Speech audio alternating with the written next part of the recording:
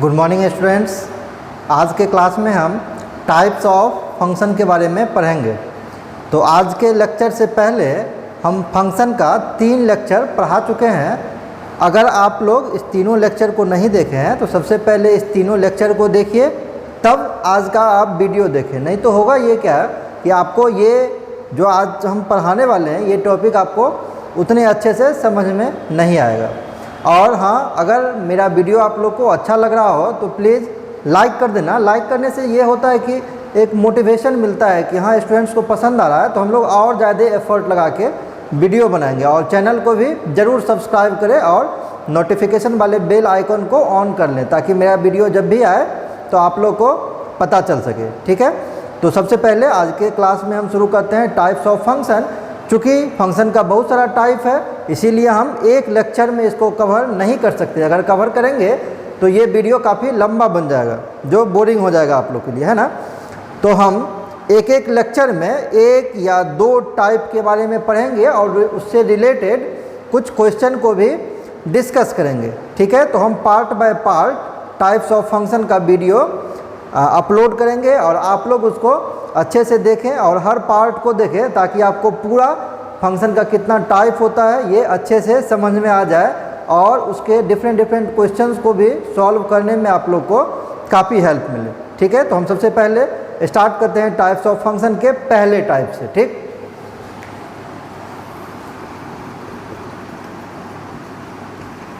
Types of function. इसमें मेरा पहला टाइप है इंजेक्टिव और वन फंक्शन भी इसको बोलते हैं। अब देखिए दोस्त, ये नाम से ही क्लियर है, वन। ठीक है, मतलब क्या, डोमेन के किसी एक एलिमेंट का अगर को डोमेन में एक सिंगल एलिमेंट से रिलेशन एस्टेब्लिश हो रहा हो तो उस फंक्शन को हम वन फंक्शन या इंजेक्टिव फंक्शन कहते हैं। ठीक, तो लिखेंगे a function in which one element of domain is connected to one element in codomain. कहने का ये मतलब हुआ कि एक ऐसा फंक्शन जिसमें डोमेन का एक एलिमेंट कोडोमेन के एक सिंगल एलिमेंट के थ्रू कनेक्टेड हो, तो वैसे फंक्शन को हम लोग वन या इंजेक्टिव फंक्शन कहते हैं। अब अगर हम इसके एग्जाम्पल की बात करें तो इसका एग्जाम्पल 3 तरीके से हम दिखा सकते हैं। सबसे पहले आपको हम बताते हैं मैपिंग मेथड, कि मैपिंग के थ्रू हम वन फंक्शन को कैसे दिखाएंगे। तो देखिए, पहला नंबर हम एग्जाम्पल ले रहे हैं।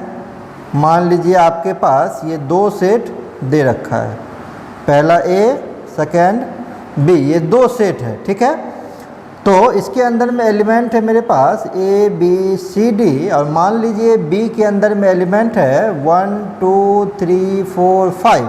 ठीक, अब ए का जो ए वाला एलिमेंट है, इसका अगर ये 3 के साथ एसोसिएट कर रहा है, बी 4 के साथ एसोसिएट कर रहा है, इसी तरीके से सी 1 के साथ कर रहा है और डी 5 के साथ कर रहा है, तो ये एक फंक्शन होगा सबसे पहले। ठीक है, हम क्या बताए थे फंक्शन का डिफिनीशन ये बताए थे कि आपको 2 रूल के बारे में ध्यान देना है। पहला रूल तो हम ये बताए थे, जो सेट ए होगा उसमें ऐसा कोई भी एलिमेंट नहीं बचना चाहिए जिसका इस बी वाले में इमेज एग्जिस्ट ना कर रहा हो। दूसरा रूल ये बताए थे हम कि एक एलिमेंट का एक ही इमेज होगा। मतलब कहने का ये कि अगर ए का 3 के साथ रिलेशन एस्टेब्लिश है तो ए का 4 के साथ नहीं हो सकता, ए का 5 के साथ नहीं हो सकता। ये 2 रूल था फंक्शन का। ठीक, अब मैपिंग मेथड में देखिए, हम ये बता रहे हैं, ये डिफिनीशन मेरा कह रहा था कि डोमेन का एक एलिमेंट, यहाँ पे डोमेन कौन सा सेट होगा तो ए वाला, हम पहले लेक्चर में बता चुके हैं ये सारे चीज़ें। ये डोमेन है और बी वाला क्या कहलाता है, ये कहलाता है मेरा कोडोमेन। तो डोमेन का एक एलिमेंट कोडोमेन के एक एलिमेंट से एसोसिएट होगा। जैसे ए एक एलिमेंट डोमेन का है और ये कोडोमेन के एक एलिमेंट 3 के साथ एसोसिएट कर रहा है, जुड़ रहा है। इसी तरीके से बी भी एक ही एलिमेंट के साथ जुड़ रहा है, सी भी एक ही एलिमेंट के साथ जुड़ रहा है और डी भी एक ही एलिमेंट के साथ रिलेशन एस्टेब्लिश कर रहा है। तो ये मेरा एक फंक्शन हुआ जो 1-1 फंक्शन का एग्जाम्पल हो गया। तो ये मैपिंग के थ्रू। एक और एग्जाम्पल आप देख लीजिए समझने के लिए अच्छे से। फिर यहाँ से हम 2 सेट एज्यूम कर लेते हैं। पहला सेट ए, सेकेंड नंबर सेट है बी। मान लीजिए ए के अंदर में 3 एलिमेंट दे रखा है ए बी सी, और बी के अंदर में एलिमेंट दे रखा है 1 2 3। अगर ए 1 से एसोसिएट कर रहा है, बी 2 से कर रहा है और सी 3 से कर रहा है, तो हम according to definition of function ये जानते हैं कि ये मैपिंग एक फंक्शन है। और 1-1 इसलिए है क्योंकि डोमेन का एक एलिमेंट कोडोमेन के एक सिंगल एलिमेंट के साथ रिलेशन एस्टेब्लिश कर रहा है। इसी तरीके से बी भी है, ये सिंगल एलिमेंट 2 के साथ एस्टेब्लिश कर रहा है रिलेशन अपना। सी ये 3 के साथ रिलेशन एस्टेब्लिश कर रहा है। तो ये तो मैपिंग मेथड के थ्रू हो गया। अब हम 1-1 फंक्शन को ग्राफिकली भी शो कर सकते हैं। मतलब कोई अगर एक फंक्शन दिया हुआ है और कहेगा ये ग्राफ के थ्रू हम कैसे पहचान पाएँ कि ये 1-1 फंक्शन है कि नहीं है, तो अब हम उसके बारे में यहाँ से डिस्कस करते हैं। बी नंबर मेथड है चेक करने के लिए graphical method.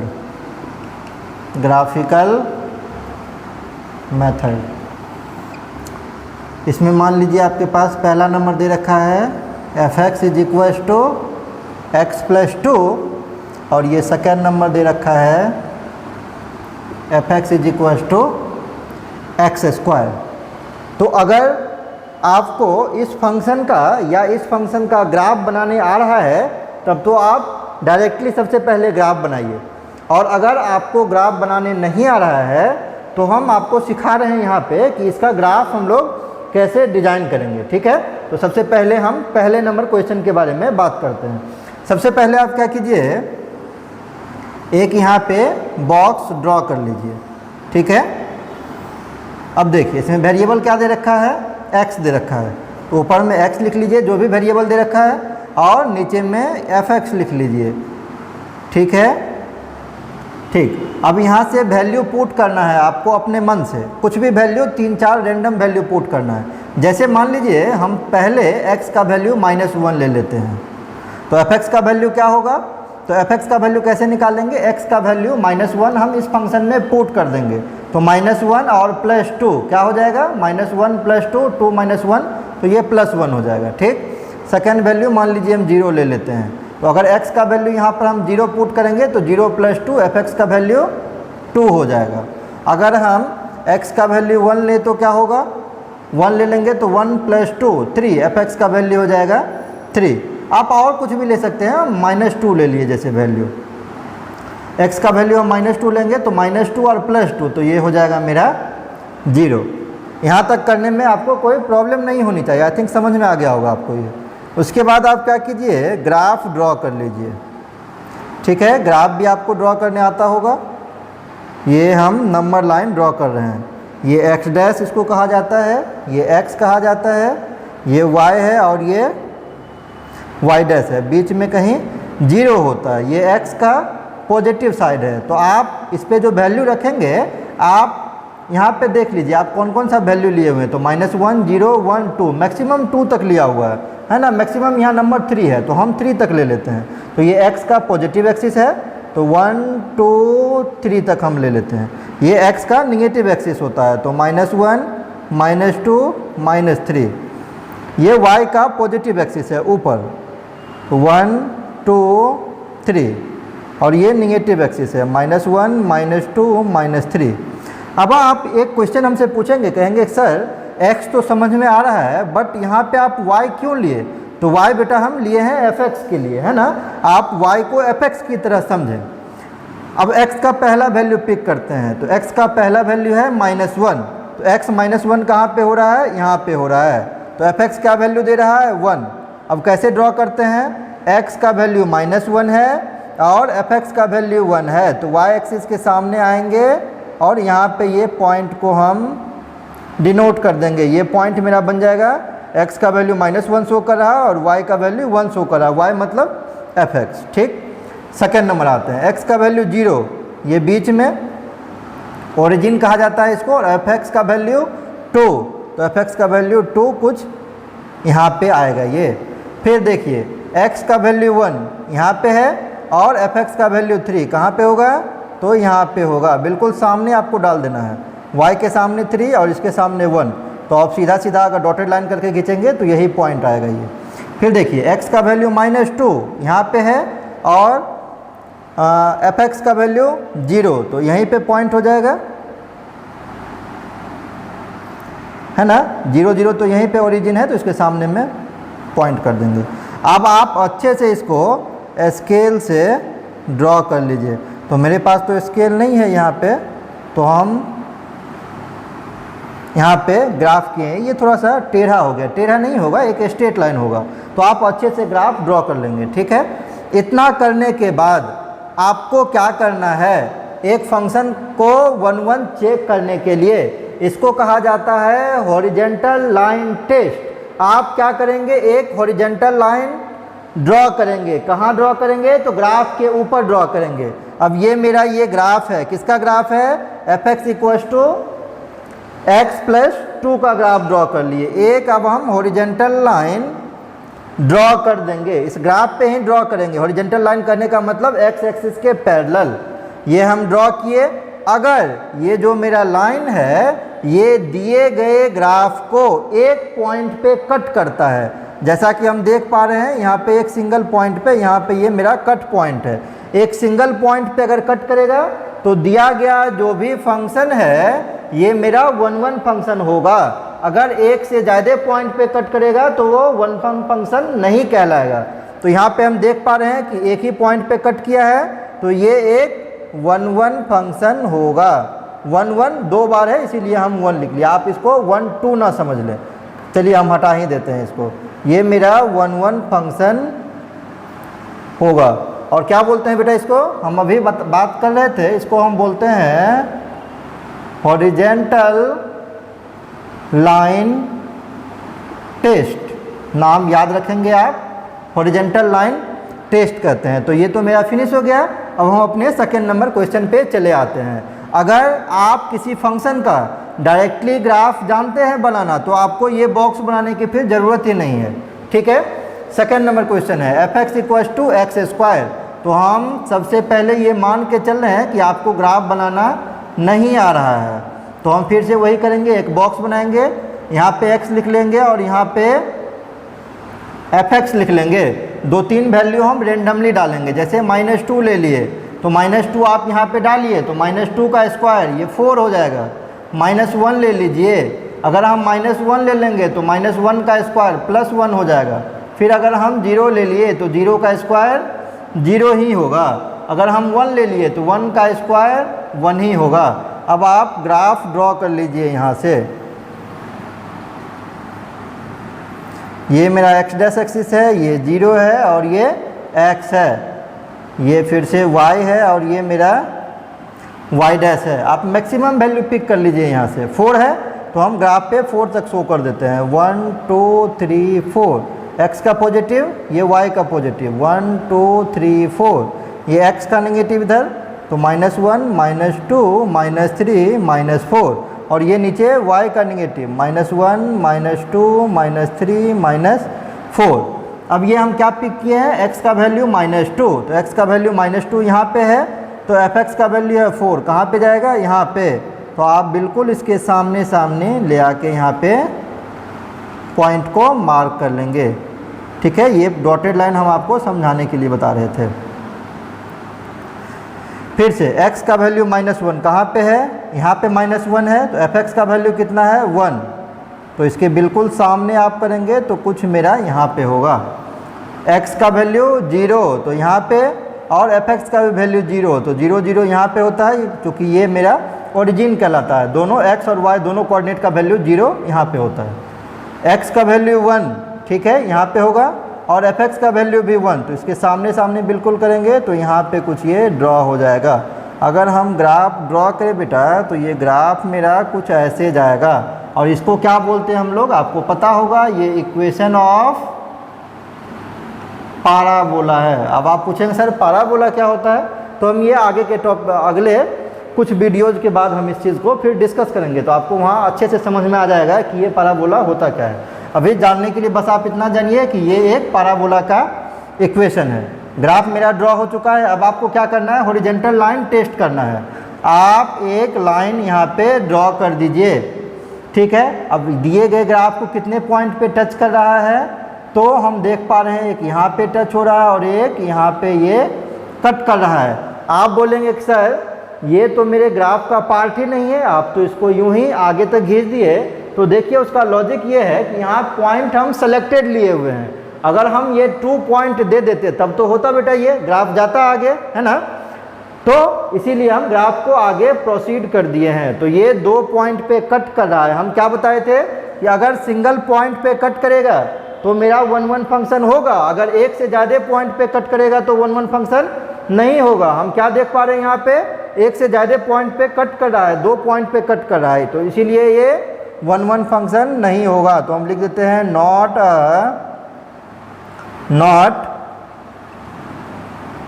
1-1 function. I think आपको ये ग्राफिकल मेथड भी समझ में आ गया होगा। सी नंबर है analytical method.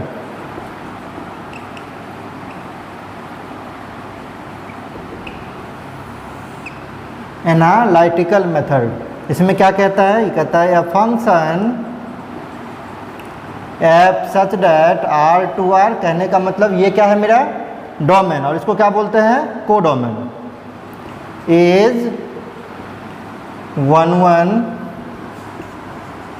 Function if fx1 is equals to fx2 then x1 is equals to x2। अब ये क्या कहता है, हम एक एग्जाम्पल के थ्रू आपको समझा रहे हैं। तो ये पहला नंबर एग्जाम्पल हम ले लिए हैं, fx is equals to 2x + 3। ये आपके समझने के लिए हम कुछ भी ऐसे एग्जाम्पल ले लिए हैं, ठीक। तो हम देखते हैं कि ये 1-1 फंक्शन है कि नहीं है। तो सबसे पहले आप क्या करेंगे, देखिए ये डिफिनीशन क्या बोलता है, fx1 इक्वल्स टू fx2। अगर ये ऐसा हो रहा है तब अगर x1 का वैल्यू x2 के इक्वल होगा तो दिया गया फंक्शन 1-1 होगा, अदरवाइज नॉट होगा। तो अगर हम यहाँ पे फंक्शन में देखें तो ये f(x) यहाँ पे वेरिएबल x है, तो 2 के साथ x ही आ रहा है। तो अगर हम वेरिएबल को रिप्लेस कर दें, x1 कर दें, तो क्या हो जाएगा बेटा, ये हो जाएगा 2x1, और ये +3 तो रहेगा ही। इसी तरीके से अगर हम यहाँ पे x2 कर दें तो ये मेरा क्या हो जाएगा 2x2 + 3 फॉर 1-1 फंक्शन। क्या पढ़े हम कि अगर fx1 का वैल्यू fx2 के इक्वल है, तो 1-1 फंक्शन मेरा कह रहा था fx1 equals to fx2, that implies क्या हो जाएगा यहाँ से 2x1 + 3 is equals to 2x2 + 3, 3 से 3 कट जाएगा, दोनों तरफ सेम साइन है, इसीलिए डैट इम्प्लाइज क्या बचेगा मेरे पास 2x1 is equals to 2x2। फिर यहाँ से 2 भी कैंसिल आउट हो जाएगा, या हम यूँ कहें कि दोनों तरफ 2 से डिवाइड करेंगे, है ना, तो 2 कैंसिल हो जाएगा। अब क्या बच गया मेरे पास x1 is equals to x2, ठीक। हम क्या करने बोल रहा था फंक्शन में, fx1 इक्वल्स टू fx2। तो हम क्या किए यहाँ पे fx1 को जब हम fx2 के इक्वल किए और इसको कुछ स्टेप सिंप्लीफिकेशन करने के बाद x1 x2 के बराबर हो गया। तो ये डिफिनीशन क्या बोल रहा था, बोल रहा था क्या, अगर fx1 का वैल्यू fx2 हम किए, उसके बाद आफ्टर सिंप्लीफिकेशन x1 का वैल्यू x2 के इक्वल हो जाए, तो दिया गया फंक्शन क्या कहलाएगा 1-1 फंक्शन कहलाएगा। जैसा कि हम देख पा रहे हैं ये x1 इक्वल्स टू x2 हो गया, तो ये fx इज 1-1 फंक्शन, और ये क्वेश्चन मेरा सॉल्व हो गया। एग्जाम्पल नंबर बी है, फिर से हम वही ले लेते हैं, fx equals to x²। Graphical method से तो आप समझ ही चुके हैं इसको कि ये एक 1 1 फंक्शन नहीं था। हम एनालिटिकल मेथड से भी इसको समझने का कोशिश करते हैं। तो अगर हम यहाँ पे x1 रखेंगे तो क्या हो जाएगा, x1 का स्क्वायर। अगर हम x2 रखेंगे तो क्या हो जाएगा, x2 का स्क्वायर। फिर लिखेंगे फॉर 1 1 फंक्शन, क्या हो रहा था मेरा, fx1 का वैल्यू fx2 के equal, that implies x1 square is equal to x2 square. अब बहुत सारे स्टूडेंट क्या करते हैं, ये स्क्वायर डायरेक्टली कट कर देते हैं, जबकि ये स्क्वायर डायरेक्टली कट नहीं होगा, ये गलत तरीका है।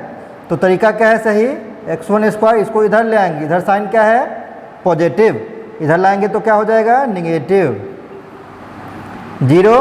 अब a square minus b square के फॉर्मूला पर सेट कर रहा है, तो क्या फॉर्मूला है, a minus b into a plus b, 0 को इक्वल कर देंगे, डैट एम्प्लॉयज। अब अगर हम दोनों ब्रैकेट को इंडिविजुअली 0 के इक्वल करें, तो अगर हम पहले ब्रैकेट को करेंगे तो यहाँ से क्या आएगा, x1 equal to x2।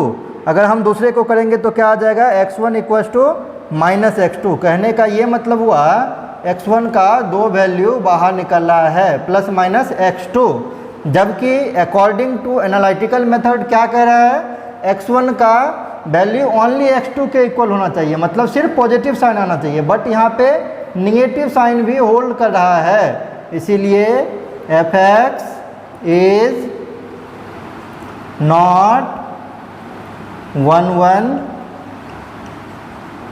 Function. अब इसी में तीसरा नंबर देखिए, जैसे ये fx इक्वल टू x3 दे रखा है, तो अगर हम डायरेक्टली आपसे बात करें तो आप क्या करेंगे, x1 minus x2 is equal to 0 करेंगे आफ्टर दिस स्टेप, ठीक है, आपको समझ में तो आ ही रहा होगा। अब ये a माइनस बी के फॉर्मूला पर जा रहा है, क्या फॉर्मूला होता है, a minus b into a square plus a b plus b square is equal to 0 कर देंगे। अगर पहले ब्रैकेट को आप 0 के इक्वल करें तो यहाँ से x1 x2 के इक्वल आ रहा है। अगर हम दूसरा ब्रैकेट करें तो ये इमेजिनरी आ रहा है, तो हम इसको एक्सक्लूड कर देते हैं, ये पार्ट एक्सक्लूड हो जाएगा। क्यों एक्सक्लूड हो जाएगा, क्योंकि हम सिर्फ फंक्शन में किसकी बात कर रहे थे कि फंक्शन रियल नंबर से रियल नंबर में डिफाइन हो रहा है, जबकि इसको सॉल्व करने पर क्या आ रहा है बेटा, इमेजिनरी नंबर आ रहा है, इसीलिए हम इसको एक्सक्लूड कर दिए। तो यहाँ से हम क्या देख रहे हैं, x1 इक्वल टू x2 आ गया, देयरफॉर fx इज 1 1 फंक्शन। और इस चीज़ को, इस प्रॉब्लम को भी हम इजीली यहाँ से सॉल्व कर लिए। नेक्स्ट नंबर देखिए, फंक्शन में दे रखा है रियल नंबर से रियल नंबर डिफाइन है और fx का वैल्यू दे रखा है x square minus 4 upon x square minus 2। मान लीजिए ये क्वेश्चन आपके पास दे रखा है, तो सबसे पहले आप अगर fx1 निकालेंगे तो क्या हो जाएगा, x1 square minus 4 upon x1 square minus 2। Simply आपको क्या करना है, जहाँ जहाँ x है वहाँ x1 पुट कर देना है। और इसी तरीके से अगर आप fx2 निकालेंगे तो ये हो जाएगा x2 square minus 4 upon x2 square minus 2। फिर क्या लिखेंगे, लिखेंगे फॉर 1 1 फंक्शन। तो 1 1 फंक्शन के लिए fx1 fx2 इक्वल होना चाहिए, तो यहाँ से हो जाएगा x1 square minus 4 upon x1 square minus 2 is equal to x2 square minus 4 upon x2 square minus 2। अब आप क्या करेंगे, अब आप क्रॉस मल्टीप्लिकेशन कर देंगे, तो यहाँ से जब करेंगे तो ये हो जाएगा x1 square x2 square x1 square x2 square minus 2x1 square, ठीक है, फिर minus 4x2 square minus 4x2 square और माइनस माइनस प्लस, तो प्लस 8। ये तो लेफ्ट हैंड साइड हो गया। अब इसको इससे करेंगे तो x1 square x2 square x1 square x2 square minus 2x2 square minus 2x2 square minus 4x1 square minus minus plus 8। ये सिंप्लीफिकेशन आपको कर लेना है। अब आप देखिए x1 स्क्वायर x2 स्क्वायर, यहाँ पे भी पॉजिटिव साइन के साथ है, यहाँ पे भी पॉजिटिव साइन के साथ है, तो इसको अगर हम इक्वल के इधर लाएंगे तो निगेटिव साइन हो जाएगा और दोनों आपस में कैंसिल आउट हो जाएगा, एक प्लस एक माइनस, ठीक। अब देखिए नेक्स्ट नंबर, ये +8 इधर भी है इधर भी है, तो 8 भी कट जाएगा। अब आप देखिए ये -2x1² है, और अगर हम इधर आते हैं इक्वल्स के राइट साइड तरफ आते हैं तो इधर दे रखा है 4x1²। तो अगर हम इसको इधर ले जाएं तो ये साइन माइनस है, लेफ्ट हैंड साइड में ले जाएंगे तो प्लस हो जाएगा, तो ये हो जाएगा 4x1² माइनस 2x1²। तो यहाँ से बचेगा 2x1²। इसी तरीके से आप देखिए यहाँ पे x2² में -2x2² है राइट हैंड साइड में, और लेफ्ट हैंड साइड में क्या है -4x2² है ना, तो ये प्लस हो जाएगा उधर जाके तो घट जाएगा, ये हो जाएगा -2x2² = 0। अगर आप लोग को ये समझ में नहीं आ रहा है कि सर आप ये स्टेप कैसे किए हैं, तो आप इसको पूरे अच्छे से सारे जो राइट हैंड साइड में जितने भी वैल्यूज हैं सबको लेफ्ट हैंड साइड में ले जाइए और सब्ट्रैक्ट कीजिए, तो आपका यही आएगा। दोनों में हम क्या देख रहे हैं, 2 कॉमन है, तो x1² माइनस x2² = 0, 2 कॉमन लेके डिवाइड कर दिए तो ये 0 हो गया उधर। फिर यहाँ से क्या हो जाएगा, x1² minus x2², a² minus b² के फॉर्मूला पर है, तो a minus b into a plus b = 0, और यहाँ से क्या हो जाएगा x1 = ±x2। इसी तरीके का एक पीछे भी प्रॉब्लम था, हम सॉल्व कर चुके हैं, x = x² वाला। तो ये हम क्या देख रहे हैं कि x1 का वैल्यू ±x2 आया है, जबकि अकॉर्डिंग टू रूल क्या आना चाहिए, ओनली +x2 आना चाहिए, जबकि यहाँ पे +-x2 आ रहा है। तो हम क्या कहेंगे, f(x) इज नॉट 1 फंक्शन। ठीक है, ये प्रॉब्लम आपका सॉल्व हो गया। तो आज के लेक्चर में हम क्या देखे, टाइप्स ऑफ फंक्शन, और उसमें हम सिर्फ पहले टाइप के बारे में पढ़े और उससे कुछ रिलेटेड इम्पोर्टेंट क्वेश्चन के बारे में भी डिस्कस किए। आई थिंक आपको सारी चीज़ें समझ में आ गई होंगी और आज का लेक्चर आपको काफ़ी अच्छा लगा होगा पढ़ के। ठीक है, तो आज के लेक्चर में हम यहीं तक डिस्कस करते हैं, फिर नेक्स्ट लेक्चर पढ़ेंगे, उसमें हम पढ़ेंगे टाइप्स ऑफ फंक्शन का दूसरा टाइप, है ना। दूसरा टाइप मतलब ऑन टू फंक्शन या सर्जेक्टिव फंक्शन के बारे में। अगर टाइम मिल गया तो और उसके बारे में अच्छे से हम डिस्कस करेंगे कुछ इंपॉर्टेंट क्वेश्चन के साथ। ठीक है, आज के लेक्चर के लिए इतना ही। Thank you.